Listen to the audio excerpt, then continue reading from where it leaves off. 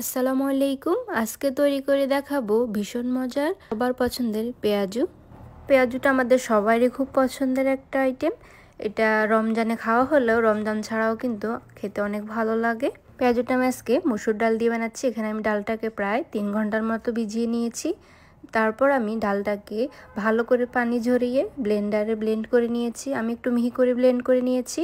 তারপর আমি এখানে দিয়ে দেবো বেশি করে পেঁয়াজ, কাঁচামরিচ, পরিমাণ মতো হলুদ, পরিমাণ মতো ধনিয়া গুঁড়া, জিরার গুঁড়া, সাথে দিয়ে দিচ্ছি আমি এখানে রসুন বাটা। ডালটাকে মেখে নিয়েছি। এখন আমি পরিমাণ মতো তেল বসিয়ে দিয়েছি প্যানে।